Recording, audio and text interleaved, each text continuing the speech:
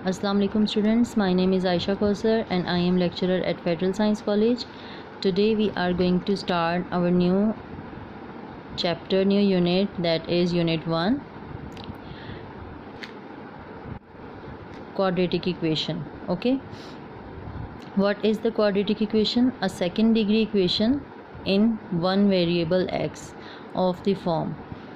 एक variable x में variable तो देखें वेरी चेंज हो सकता है, ठीक है, कोई भी वेरिएबल x y z आप कोई भी वेरिएबल ले सकते हैं, लेकिन अगर x की बात की जाए तो आप वेरिएबल x के लिए बात कर रहे हैं कि सेकंड डिग्री इक्वेशन. डिग्री आपको पता है ना कि किसी भी एक्सप्रेशन की पॉलिनोमियल की डिग्री कैसे फाइंड आउट की जा सकती है कि highest power of the variable of that expression is called degree of that expression और पॉलिनोमियल. अच्छा, तो अब जो सेकंड डिग्री है यानी कि ऐसी इक्वेशंस जिसके अंदर हाईएस्ट पावर 2 ही हो, ठीक है, 3 ना हो, 4 ना हो, 5 ना हो, 6 ना हो, हाईएस्ट पावर क्या हो, 2 हो. So that degree equation is called quadratic equation. अब वो होनी कैसी चाहिए, उसकी एक स्टैंडर्ड फॉर्म क्या है, ax² + bx + c = 0 where a is not equal to 0, a b c belongs to r means real numbers. Okay, इसकी कंप्लीट डेफिनेशन आपने ऐसे ही लिखनी है, ठीक है, और इसके ये कीवर्ड्स हैं जो मैंने हाईलाइट किए हैं ब्लैक से. आपके पास आपने जब भी क्वाड्रेटिक इक्वेशन की डेफिनेशन आए आपने लाजमी ये इक्वेशन लिखनी है, ax² + bx + c = 0 standard form. a is not equal to 0, a b c belongs to real number. और a क्यों 0 नहीं होना चाहिए उसका भी मैं रीज़न आपको बताती हूँ आगे चल के, ठीक है. अब a क्या है basically, a is the coefficient of x². आप गौर से देखें, x² का कोफिशेंट a है. b क्या है, coefficient of x and c is constant, ठीक है, कोई भी एक कांस्टेंट है. तो इक्वेशन आपने हमेशा स्टैंडर्ड फॉर्म क्वाड्रेटिक इक्वेशन क्या कहलाएगी, ax² + bx + c = 0. और क्वाड्रेटिक इक्वेशन क्या है, a second degree, an equation having power 2 या power square is called quadratic equation. ठीक है, इसकी कुछ एग्जांपल्स को चेक कर लेते हैं. Let's check here. 5x² - 4x + 3 = 0 it's an equation. How can you say it is an equation, जब भी आपके पास इक्वल साइन आ जाए उसकी left hand side right hand side होती हैं, ठीक है, एक राइट हैंड साइड और एक लेफ्ट हैंड साइड, और इक्वल साइन की वजह से आप इसको इक्वेशन कहते हैं. कि जहाँ पे भी इक्वल साइन आए आप वो अलजेब्रिक एक्सप्रेशन जो है वो इक्वेशन कहलाता है. अच्छा, तो यहाँ पर हाईएस्ट पावर क्या है यहाँ पे इस इक्वेशन की, 2. देखें x 1 है यहाँ पर और यहाँ पे 2 है, तो हाईएस्ट पावर 2 ही है, इससे बड़ी कोई पावर नहीं है. It means it is quadratic equation. बिल्कुल ठीक है, क्वाड्रेटिक इक्वेशन है. अगर मैं यहाँ से कहूँ कि आप मुझे a b और c की वैल्यूज़ हमने फाइंड आउट करनी है तो कैसे करेंगे, a = 5 because it is coefficient of x². तो यहाँ से b क्या मिल जाएगा हमें, -4, एंड c क्या आ जाएगा, 3. और ये क्वाड्रेटिक इक्वेशन ही है. सेकेंड स्टेप पे चलें, सेकेंड इक्वेशन की तरफ. 3x² + 4x = 5. जी बिल्कुल ये क्वाड्रेटिक इक्वेशन ही है, लेकिन ये स्टैंडर्ड फॉर्म में नहीं है. इसको स्टैंडर्ड फॉर्म में आप बना सकते हैं. 3x² + 4x + 5 उधर जाके क्या हो जाएगा, -5 and = 0. Now you can say it is the standard form of quadratic equation. ये इस वक्त भी क्वाड्रेटिक इक्वेशन ही थी, लेकिन अब क्या है, ये स्टैंडर्ड फॉर्म में ट्रांसफ़र हो गई है. अब यहाँ से आप a b और c की क्या वैल्यूज़ लेंगे, a है यहाँ पर आपके पास 3, ठीक है, coefficient of x².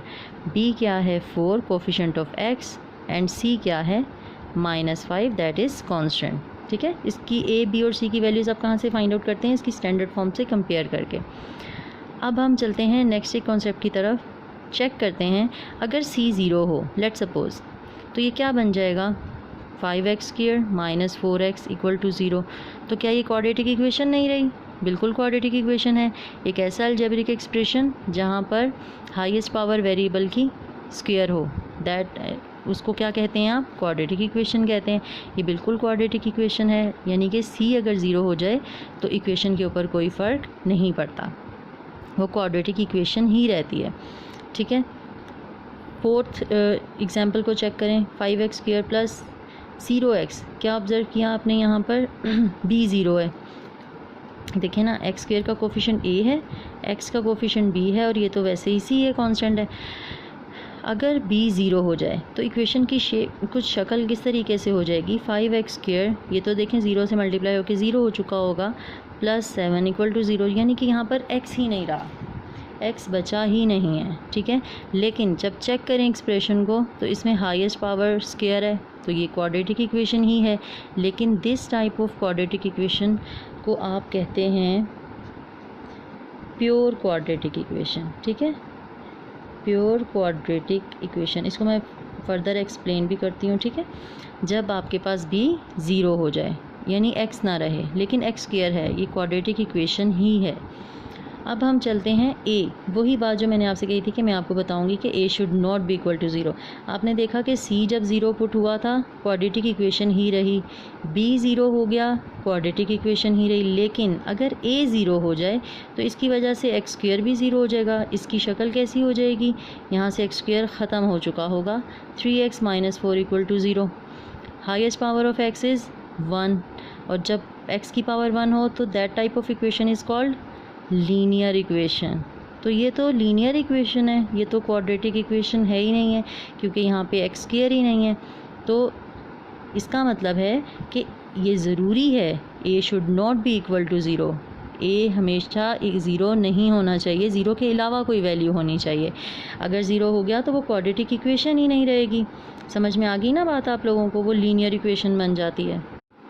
Now see there the pure quadratic equation definition है b = 0 in a quadratic equation, then it is called pure quadratic equation, ठीक है। जहाँ पे b ज़ीरो हो जाए तो वो प्योर क्वाड्रेटिक इक्वेशन बन जाती है, जहाँ पर x² और एक कांस्टेंट होता है, ठीक है।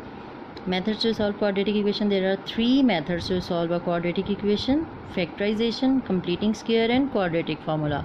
ये अक्सर एग्ज़ाम में शॉर्ट क्वेश्चन आ जाता है। प्योर क्वाड्रेटिक की डेफिनेशन भी आ जाती है, क्वाड्रेटिक इक्वेशन की डेफिनेशन भी आ जाती है, और methods to solve a quadratic equation भी आ जाता है। आपके पास 3 मेथड्स हैं: factorisation, completing square and quadratic formula. आपके पास एक्सरसाइज 1.1 का क्वेश्चन नंबर 1 है, जिसमें आपके पास different types of quadratic equations लिखी हुई हैं। उसको आपने कन्वर्ट करना है into standard form of quadratic equation. That is very easy task, not difficult.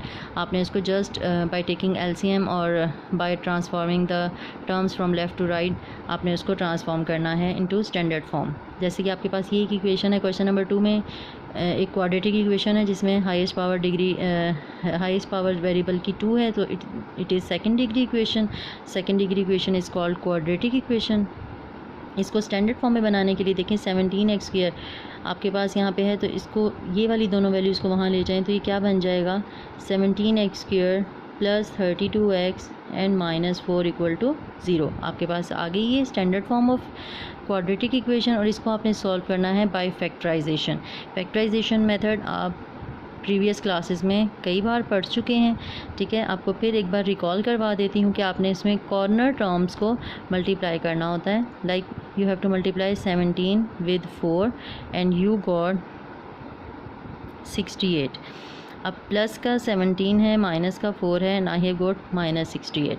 अब आपको 2 नंबर ऐसे चाहिए जिनको मल्टीप्लाई करें तो -68 आए, ऐड या सब्ट्रैक्ट करें तो +32 आए, ठीक है। ये बात आपने याद रखनी है कि +32 चाहिए और -68 चाहिए। मल्टीप्लाई करें -68 और ऐड या सब्ट्रैक्ट करें तो +32 आए। तो इसके लिए आप सबसे पहले 68 के कुछ फैक्टर्स बना लें।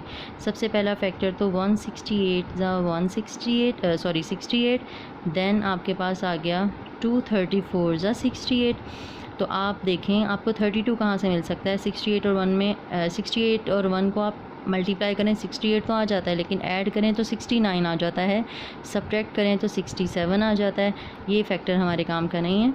इसको चेक करें, 34 + 2 प्लस करें अगर तो हमारे पास 36 आ जाता है, सब्ट्रैक्ट करें तो 32 मिलता है, हमें वही चाहिए।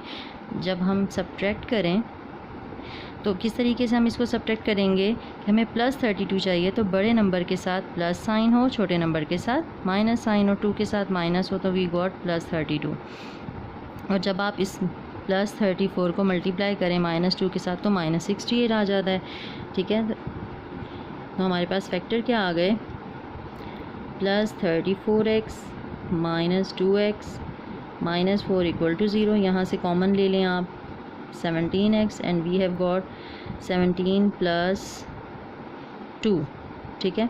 और यहाँ से आप -2 कॉमन ले लें, देखें 2 कॉमन आ रहा है दोनों में, तो x माइनस साइन ले लिया तो अंदर सबके साइन चेंज हो जाएंगे, x + 2 = 0। मल्टीप्लाई करके चेक कर लें, -2 with x -2x, minus plus -2 2 ज़ा 4, वही सेम टर्म्स आ रही हैं, ब्रैकेट आपके पास सेम है, सो उसको write 1 time x + 2 and then 17x - 2।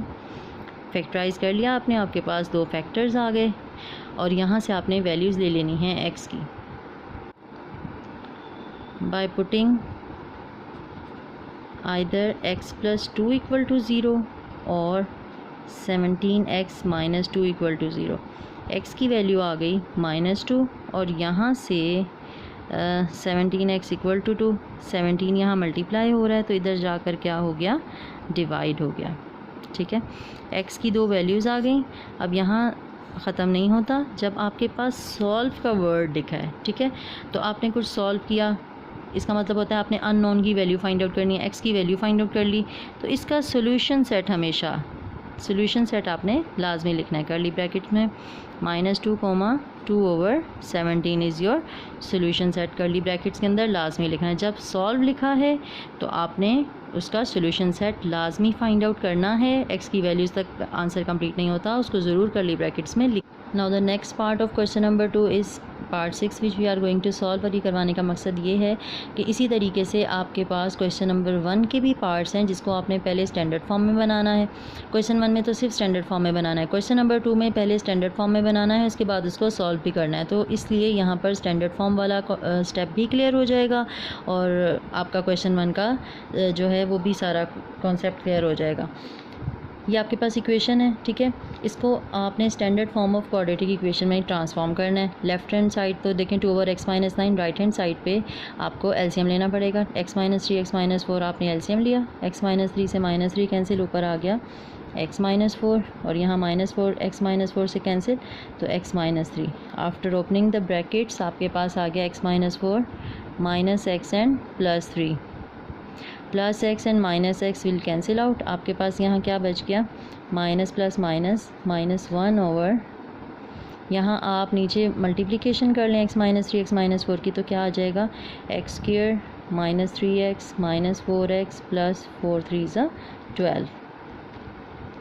तो यहाँ आपके पास है 2/x - 9 इक्वल है -1 over x² -3 and -4 -7x + 12। After cross multiplication what will be get, देखिए आफ्टर क्रॉस मल्टीप्लिकेशन x - 9 -1 के साथ मल्टीप्लाई हुआ, x² -7x + 12 2 के साथ मल्टीप्लाई होकर सिंप्लीफाई होने के बाद हमारे पास एक क्वाड्रेटिक इक्वेशन बन गई है 2x² -13x + 15 = 0। अब इसकी कॉर्नर टर्म्स को आप मल्टीप्लाई करें, 2 को 15 के साथ मल्टीप्लाई करें तो हमारे पास आ गया 30। हमें 2 ऐसे नंबर चाहिए जिनका प्रोडक्ट 30 हो और ऐड सब्ट्रैक्ट करके हमारे पास आए -13। अब हमने 30 के सारे फैक्टर्स बना लिए, हमारे पास कौन से फैक्टर्स काम के हैं, 15 2 = 30, जहाँ से हमें 13 भी मिल सकता है, तो यहाँ पर हमने लिख दिया 2x² -15x